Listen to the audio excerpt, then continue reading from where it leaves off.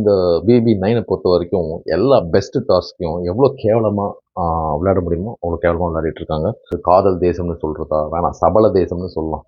பார்வெல்லாம் ஒரு நாட்டுடைய ராணி ஆக்கினா என்ன ஆகும், அதுதான் நேற்று நடந்தது. அமைச்சர் கையை பிடித்து இழுக்கும் பொழுது பெண்ணாட்சி எங்கே சென்றது, பெண்ணுரிமை எங்கே சென்றது, இங்க இருக்கிறவங்க எல்லாம் கொஞ்சம் கொஞ்சமா அந்த பக்கம் போயிட்டாங்க. எல்லாம் ஒரு 2 வாரத்துக்கு முன்னாடி ஒரு ப்ரோமோ ஒன்று வந்துச்சு. இந்த 4 வைல்ட் கார்டும் உள்ள வந்தப்போ ஒரு வீர வசனம் ஒன்று பேசியிருப்பாங்க. இந்த சொசைட்டில 4 பேர் 4 விதமா பேசுவாங்கன்னு சொல்லுவாங்கல்ல, அந்த 4 பேர் நீங்க தான் இருப்பாங்க.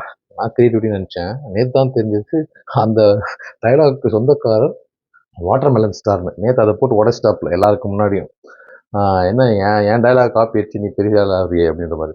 வாட்டர்மெலனை பொறுத்த வரைக்கும் அவருக்கு கிரெடிட் கிடைக்கலன்னா, இல்லை அவருக்கு எதிர்த்து பேசிட்டீங்கன்னா அவர் எல்லாருக்குமே அகேன்ஸ்ட் ஆயிடுவார். நம்பர் டாஸ்கில் 1 to 14, அதாவது அதுக்கு முன்னாடி யார் இங்கே சாந்த சொரூபிகள், மெச்சூரிட்டி இருக்கிறவங்க, அறிவார்ந்தவர்கள், பொறுமையானவர்கள், சாந்தமானவர்கள் அப்படின்லாம் கேட்டப்போ விக்கல்ஸு, அமித் அண்ட் கனி கொடுத்தாங்க. இந்த 3 பேரையும் கூப்பிட்டு வச்சு ஒரு டாஸ்க் கொடுக்குறாங்க.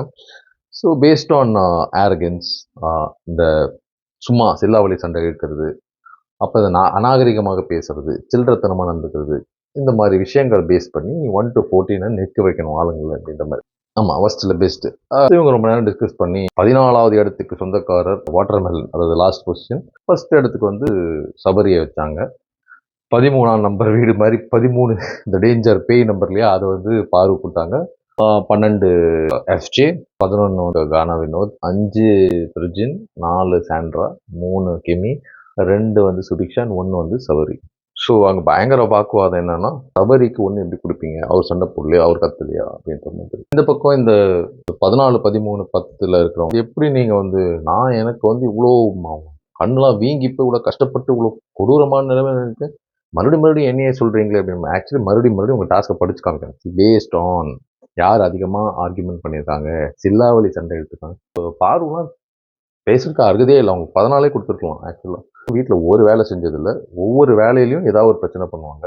ஆரம்பத்துலேருந்து ஒவ்வொரு வாரமும் பாருங்கள். அது எனக்கு ஒரு அப்ரிஷியேட் பண்ண வேண்டிய விஷயம்னா சாண்ட்ரா. ஓகே, நான் வந்து 2 வாரம் தான் ஆகுது, 2 வாரத்துலேயே எனக்கு 4வது கொடுத்துருக்கீங்க, இன்னும் கொஞ்ச நாளில் நான் ஃபஸ்ட்டுக்கு வந்துடுவேன். That's good one. ஏன்னா சொன்னோன்னே அந்த கடைசி 3 பேர் ஜெயிலில் போடுவாங்கன்னா பாருவோம். பிக் பாஸ் என்ன முடியல, பிக் பாஸ் வலியுது, பிக் பாஸ் தூங்கணும், பிக் பாஸ் கண்டு பாருங்க, பிக் பாஸ் ஏதோ சொல்லி ட்ரை பண்ணாங்க. ஆக இவங்க 3 பேர் உள்ளே வச்சாங்க. உள்ளே இருந்து புலம்பிட்டே இருக்காங்க.